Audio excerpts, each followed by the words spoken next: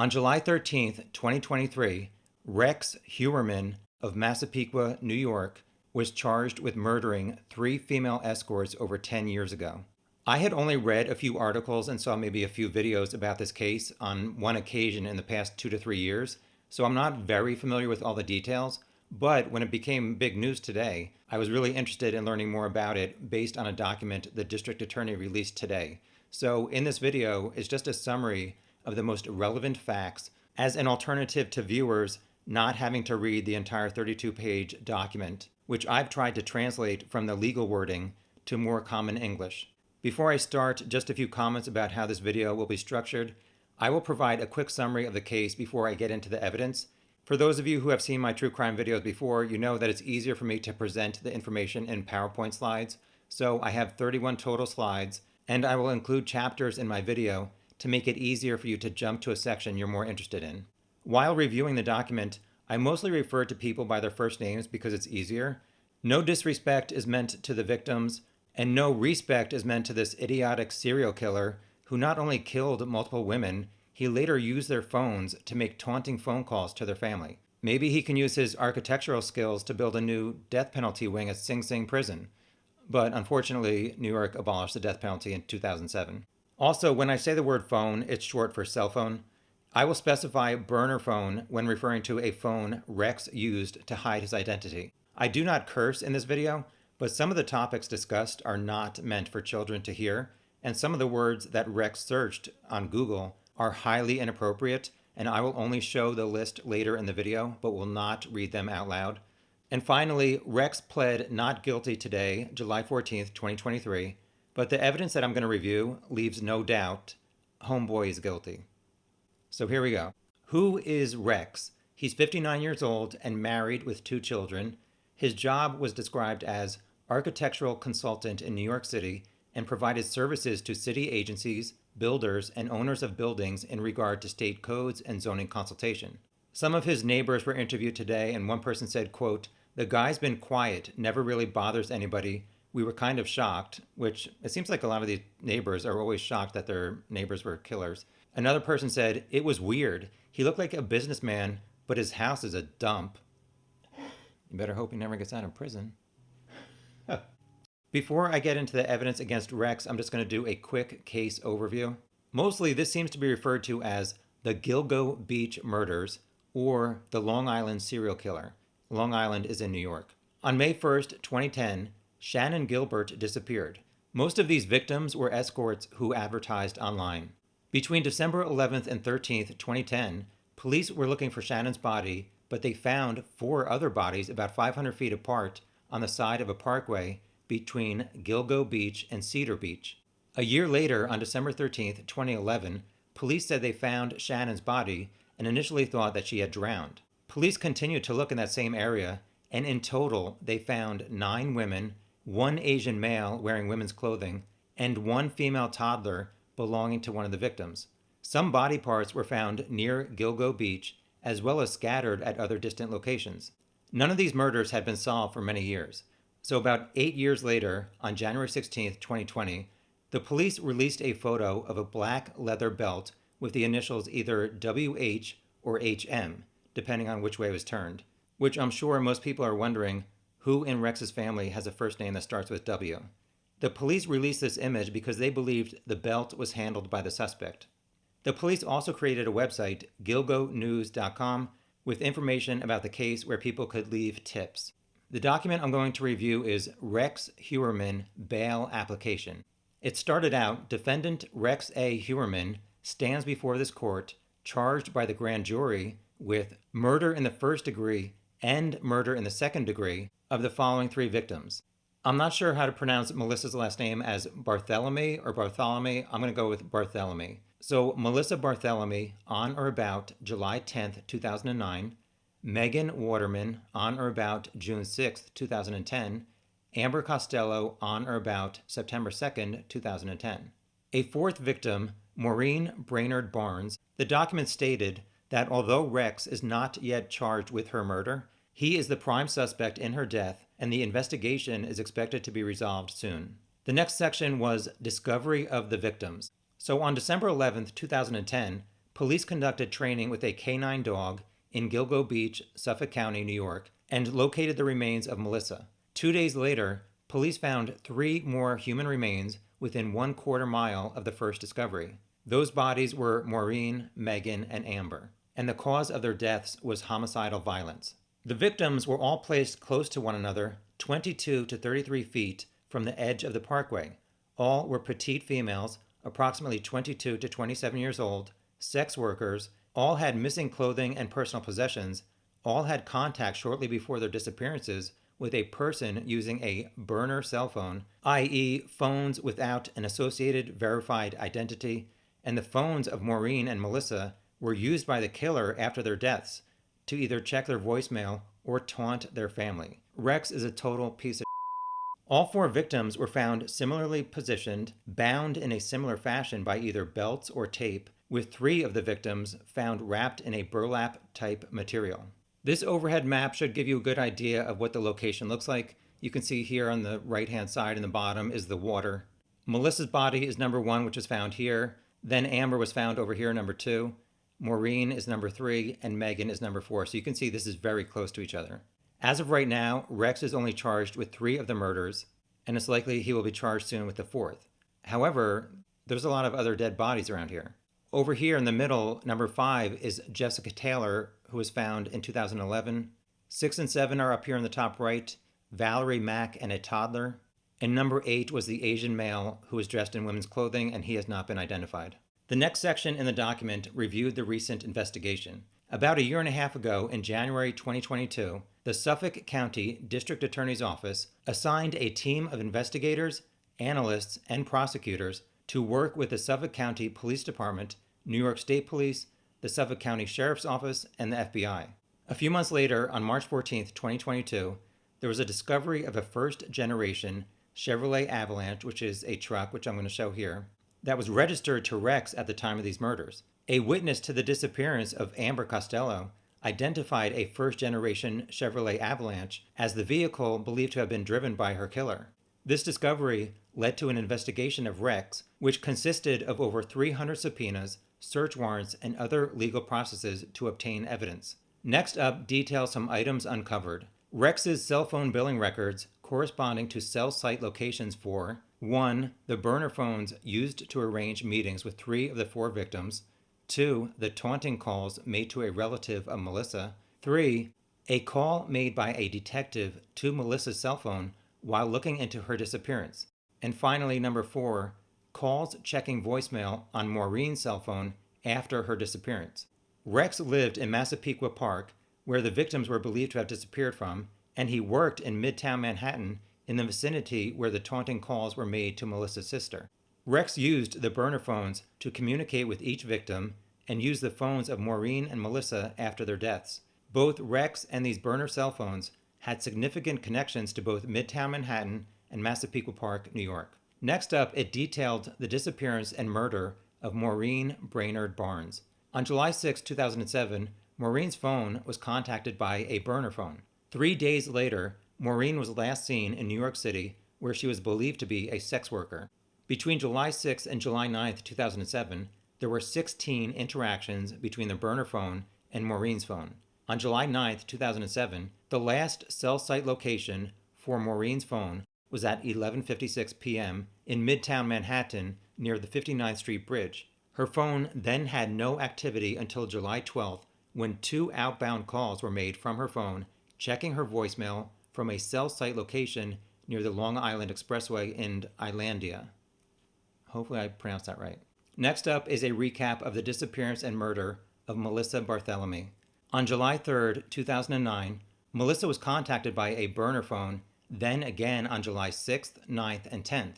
So on July 10th, Melissa was last seen in New York City, where she was believed to be a sex worker. Cell site records indicate the burner phone traveled from Massapequa to Midtown Manhattan. Later that evening, Melissa's phone traveled from Midtown Manhattan back to Massapequa, with the last cell site location being in Massapequa on July 11th at approximately 1:43 a.m.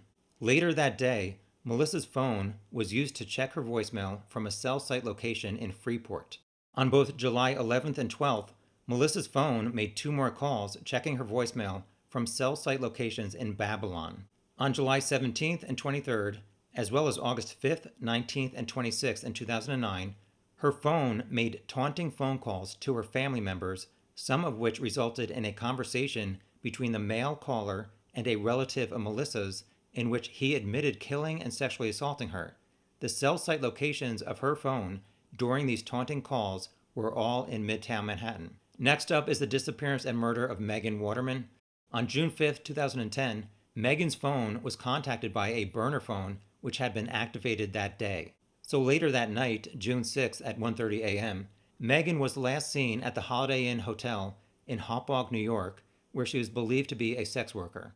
At 1:31 a.m., her phone communicated with this burner phone around the time Megan was captured on video exiting the Holiday Inn. Following that communication, the burner phone had no further activity. However, cell records show her phone traveled to Massapequa with the last location at approximately 3:11 a.m. in the vicinity of Rex's home. Next up is the disappearance and murder of Amber Costello. On September 1st, 2010, Amber's phone was contacted by a burner phone at 11:33 and 11:34 p.m. The burner phone connected in West Amityville and Massapequa Park, then traveled to West Babylon near Amber's home and had contact with her phone at 12:05 a.m.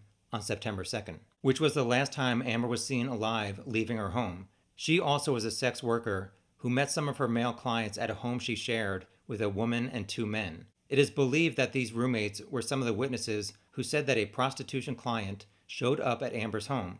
After the client entered, a ruse was executed on the client whereby a man pretended to be the outraged boyfriend of Amber and the client left while Amber kept the money he gave her for her services. This seemed to be a recurring scam that they would do. Her roommates described him as a large white male, 6'4" to 6'6", in his mid-40s, with dark bushy hair and big oval-style 1970s type eyeglasses and a first-generation Chevrolet Avalanche parked in the driveway of the home. A witness described him to police as appearing like an ogre. It sounds about right. I know it sounds crazy, which is on brand for me, but maybe if the police said to the public, we're looking for a guy who looks like an ogre from Long Island with 1970s glasses who drives a Chevy Avalanche, this could have and should have been solved immediately in 2010. There were not that many Chevy Avalanches on the road at that time. Why couldn't police do a search for a guy on Long Island who owns a Chevy Avalanche? And then look at their driver's licenses to see who's 6'4" or so. What do I know? This bail document said that Rex is approximately 6'4", in excess of 240 pounds, with dark bushy hair, who wears large eyeglasses, and who was 46 years old when Amber went missing. Following that money scam incident, the unknown client told her roommates that he was just her friend and he walked out the front door. At 1:18 a.m., their burner phone, located in Massapequa Park, texted Amber, quote, "That was not nice, so do I get credit for next time," end quote. The word SIC in brackets there means that Rex made a grammatical error in his text. Later, on September 2nd, a witness said Amber was contacted by the same client. Quote, "Amber told us that he wanted to see her again, but he didn't want to come back to the house because of her boyfriend," end quote. So on September 2nd at 9:32 p.m., the burner phone communicated with Amber from Midtown Manhattan. The burner phone traveled to Massapequa Park and had contacts with Amber at 10:39 and 11:05 p.m. At 11:17 p.m., the phone traveled to West Babylon near Amber's home. But Amber left her phone behind, exited her home, and was seen alive for the last time. Shortly after, a witness observed a dark-colored truck pass the house, specifically coming from the direction Amber had walked towards. Another interesting revelation from this document, Rex's wife was out of New York for the disappearances of Melissa, Megan, and Amber. From July 8th to August 18th, 2009, Rex's wife was in Iceland, and Melissa was killed on or about July 10th, so 2 days after his wife left. Between June 4th and 8th in 2010, Rex's wife was in Maryland. Megan was killed around June 6th. Between August 28th and September 5th, 2010, Rex's wife was in New Jersey, and Amber was killed on or about September 2nd. No records could be obtained for his wife for 2007, when Maureen went missing around July 9th. The next section had cellular billing records for Rex. During the murders, Rex owned an architectural business in Midtown Manhattan and this business was the named subscriber of his phone, which was active during the times of the victim's disappearances and subscribed to his home address in Massapequa Park. Unfortunately, cell site records from that time period no longer exist, but billing records showed general location information for his phone. A review of these, plus his American Express credit card records, showed numerous instances where Rex was located in the same general locations as the burner phones used to contact the 3 women he is charged with killing, as well as the use of 2 victims' phones when they were used to check voicemail and make taunting phone calls after the women disappeared. Investigators could find no instance where Rex was in a separate location from these other phones when such a communication event occurred. The document then listed various examples of how Rex's normal phone was determined to be in the same area as his burner phone and the victim's phones on multiple occasions. If you're not interested in these details in this section, just skip to the next chapter, which is called Additional Burner Phones and Online Activity. The summary of this section is Homeboy is guilty. Rex made at least 5 taunting phone calls to Melissa's family using her phone after he killed her. And around the same time of each of those calls, both her phone and Rex's phone were located near Rex's home or office. So in this continued section for cellular billing records for Rex, I'm just going to go into these specific details. July 10th, 2009, the last day Melissa was seen alive, both the burner phone and Rex's phone were in the area of Massapequa and traveled together toward New York City. Then both traveled back to Massapequa. July 14th, 2009, at 7:15 p.m., the burner phone used to contact Melissa had activity in Manhattan. Between 6:58 and 7:22 p.m., Rex's normal phone showed call locations in New York City. 3 days later, on July 17th at 12:40 p.m., a male caller used her phone to contact her family. Melissa's phone was located 2,372 feet from Rex's then office space. At 1:45 p.m. on the same day, Rex's phone also showed a call location in New York City. The document noted at the bottom here, cell site records for the burner phone used to contact Maureen were not obtained at the time of her disappearance and no longer exist. Just continuing the section, July 22nd, 2009, at 6:51 p.m., Rex's burner phone had activity 872 feet from Rex's then office. At 5:12 p.m., Rex's normal phone listed a call located in New York City. July 23rd, 2009, at approximately 1:39 p.m., the burner phone had activity 872 feet from Rex's then office, and at 12:48 p.m., Rex's phone listed a call located in New York, New York. On the same day, at 6:42 p.m., a male caller used Melissa's phone to contact her family from a location 872 feet from Rex's then office space. The same night, between 8:29 and 9:30 p.m., the burner phone had activity in New York City. At 11:05 p.m., Rex's phone listed a call located in Jamaica, Queens, which is an area of New York City. On August 5th, 2009, between 6:50 and 7:11 p.m., a male caller again used Melissa's phone to contact her family approximately 2,200 to 3,200 feet from Rex's then office space. Between 6:46 and 7:05 p.m., Rex's phone listed billing locations in New York City. The last slide for this section, on August 10th, 2009, Rex departed for Iceland and all phone activity from Melissa's phone stopped. About a week later, on August 18th, Rex returned from Iceland and phone activity for Melissa's phone resumed the next day. So on August 19th at approximately 7:23 p.m., a male caller again used Melissa's phone to contact her family about 2,800 feet from Rex's then office space. Before and after the call to her family, at 7:16 and 7:28 p.m., Rex's regular phone made calls located in New York City. Finally, on August 26, 2009, between 11:29 and 11:34 a.m., a male caller used Melissa's phone to contact her family 2,200 feet from Rex's then office space. Rex's phone listed a call location in New York City. The next section detailed additional burner phones and online activity. Investigators located a number of online accounts and burner phones linked to Rex, but they used fictitious names and were used for illicit activities. American Express credit card records revealed recurring Google Pay payments made by Rex to the dating app Tinder. Tinder records revealed his profile was set up in the name Andy, and Rex's middle name is Andrew, with links to a burner cell phone 347-885-1697 subscribed to Andrew Roberts using an email account springfieldman9@aol.com, which was created on January 15, 2011. Using the fictitious name John Springfield with an Astoria, Queens, New York zip code and using burner phone 347-304-2671, which records show has no named subscriber. Verizon showed that Rex's phone was used on December 11, 2022 for over 3 hours to access the fictitious Springfield Man 9 AOL account.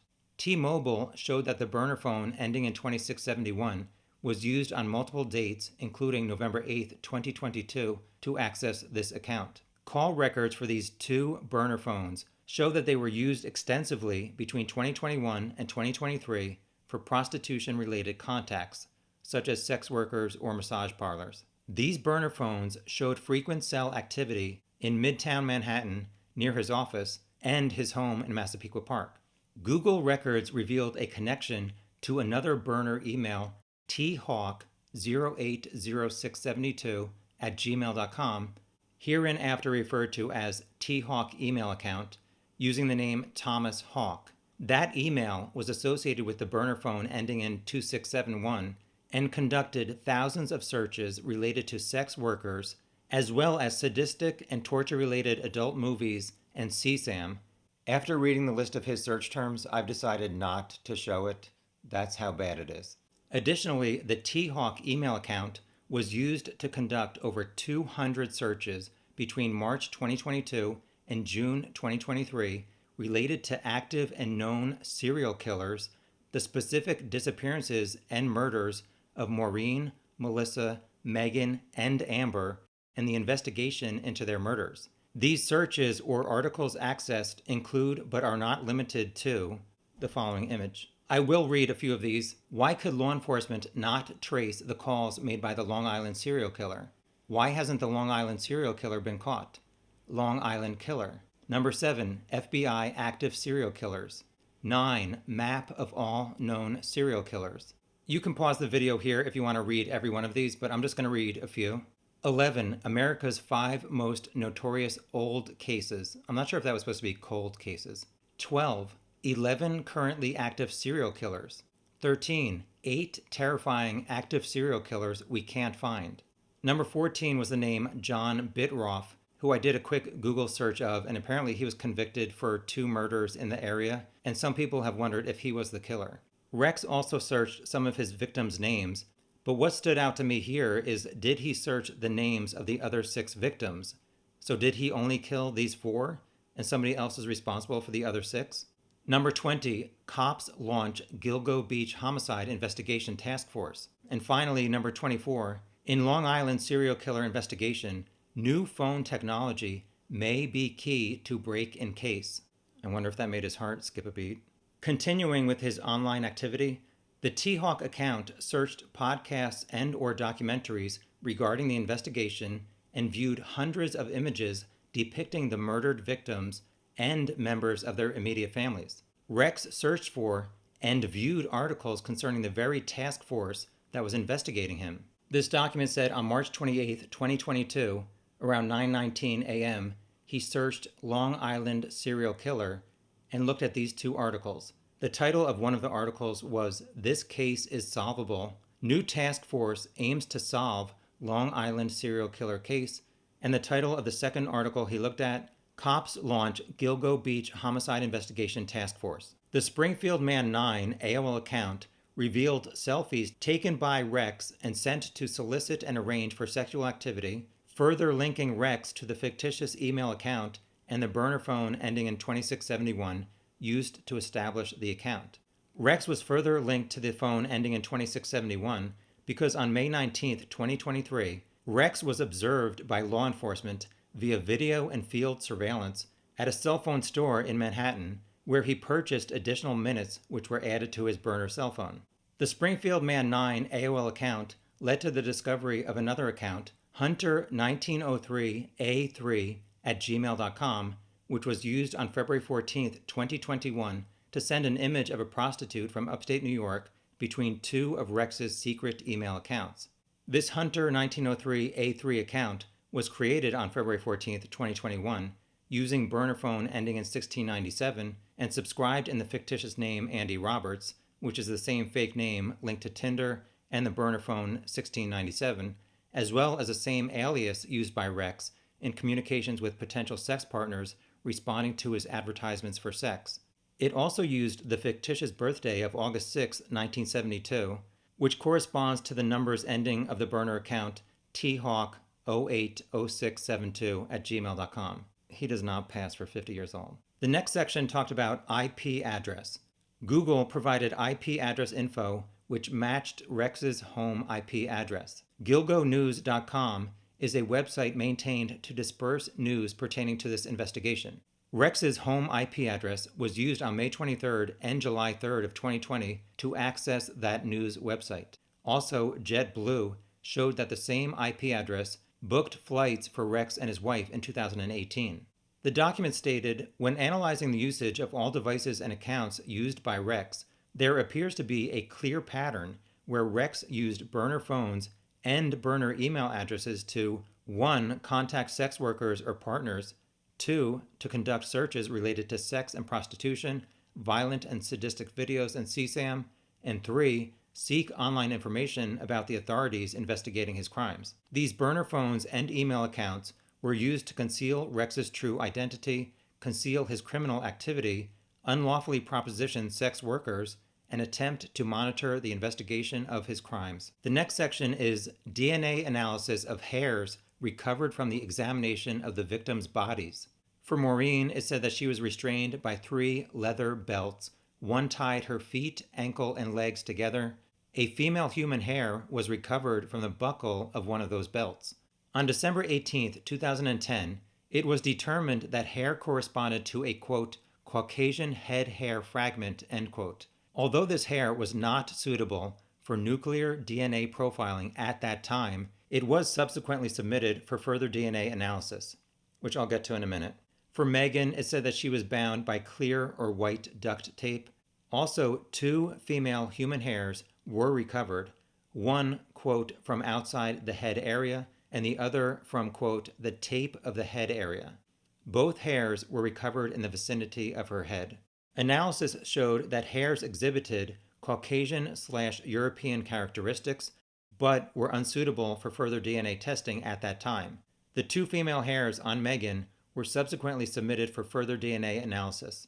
For Amber, it said that she was bound by 3 pieces of clear or white duct tape.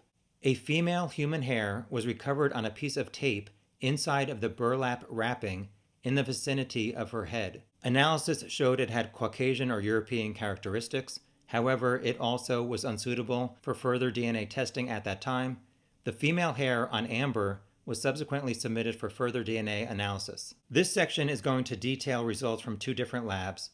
Forensic Laboratory Number 1.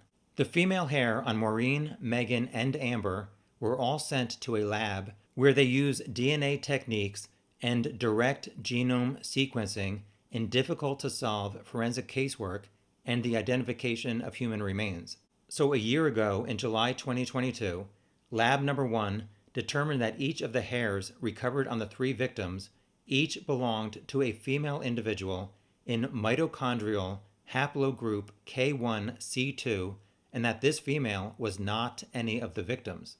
Forensic Lab Number 1 determined that each of the hairs recovered on the 3 victims each belonged to a female individual in mitochondrial haplogroup K1C2, and that this female was not any of the victims. So on July 21st, 2022, police recovered 11 bottles from trash in front of Rex's home and sent it to Lab Number 1 for DNA profiling. Quite a few months later, on February 24th, 2023, it was concluded that one of the DNA profiles generated from the 11 bottles indicated a female belonging to mitochondrial haplogroup K1C2, which is the same mitochondrial haplogroup as the female hairs recovered from the three victims.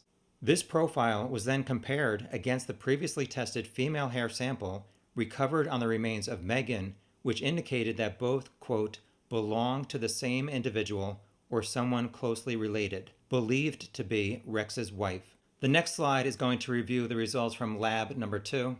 On March 23, 2023, police requested forensic lab number 2, specializing in forensic mitochondrial analysis, conduct even more analysis.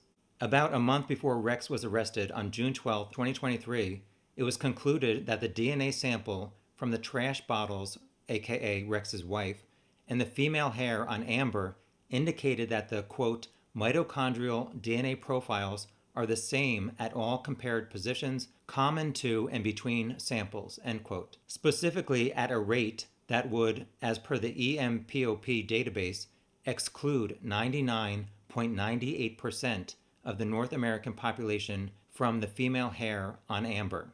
EMPOP is the European DNA Profile Group Mitochondrial DNA Population Database, which is a collection of human mitochondrial sequence data from various populations worldwide. The North American database includes 12,386 sequences of North American forensic significance. This statistical analysis incorporates a 95% confidence level, or margin of error, as the North American database does not include every single DNA sequence of North American forensic significance, which would require the quote-unquote typing of every individual in the population. Lab number 2 compared the profile associated with a DNA sample from Rex's wife to one of the two aforementioned female hairs recovered on the remains of Megan, which also resulted in the conclusion that the mitochondrial DNA profiles are the same at all compared positions common to and between samples, specifically at a rate that would exclude 99.69% of the North American population from the hair recovered on Megan. While 99.98% of the North American population can be excluded from the female hair on Amber, and 99.69% of the North American population are excluded from the female hair on Megan, it is significant that Rex's wife cannot be excluded from either the female hairs recovered on the remains of Megan and Amber.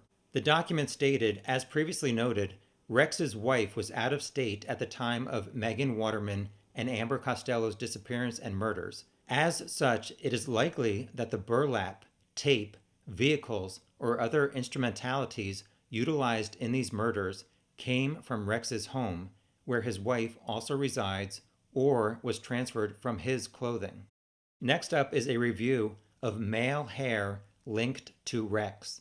During the initial examination of Megan's remains and the burlap materials, police recovered a male hair from the bottom of the burlap used to wrap her. An initial examination revealed Caucasian European characteristics, but the hair was unsuitable for further DNA analysis at that time in 2010.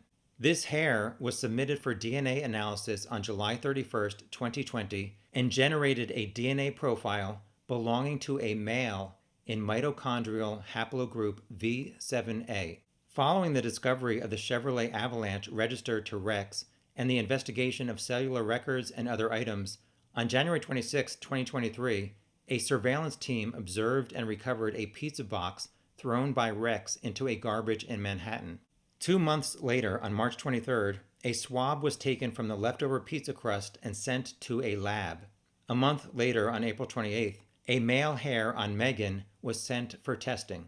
A month before Rex was arrested on June 12th, lab number 2 compared the male hair on Megan and the swab from Rex's pizza crust and said the, quote, mitochondrial DNA profiles are the same, at a rate that would exclude 99.96% of the North American population from the male hair on Megan, while 99.96% of the North American population can also be excluded from the male hair on Megan. It is significant that Rex cannot be excluded from the male hair recovered near the bottom of the burlap utilized to restrain and transport Megan's body. At the end of the 32-page document from the district attorney, it had a section, Arrest and Search of Rex, His Residence and Other Locations. So Rex was arrested on July 13th, 2023. Searches of his home and other locations are currently ongoing. At the time of his arrest, Rex had the burner phone ending in 2671, which was linked to the T-Hawk email account used to conduct the online searches described above. In the penalties section, if convicted on the current charges, Rex faces multiple sentences of life without parole. And finally, remand without bail is appropriate. The district attorney said Rex should not get bail. I have not watched any of these, but for people interested in more information, I found a few media resources. There was an 8-episode series called The Killing Season. In 2011, A&E broadcast The Long Island Serial Killer. In 2016, the Investigation Discovery Network had a series, People Magazine Investigates, which included a 2-hour installment on the case. And finally, in 2020, Netflix debuted Lost Girls, based on Robert Kolker's book, Lost Girls, An Unsolved American Mystery. After reading this document, I was very impressed. It seemed like a phenomenal investigation and document, although they probably should have solved it in 2010, making the public more aware of Rex's physical description, like an ogre driving an avalanche. So in this case, police holding back too much information may have hurt their investigation. Hopefully people watching this were able to get a better understanding of the evidence police and prosecutors have against this guy. It seems obvious to me that this guy is totally guilty. Let me know in the comments below what you guys are thinking. Thanks. Bye.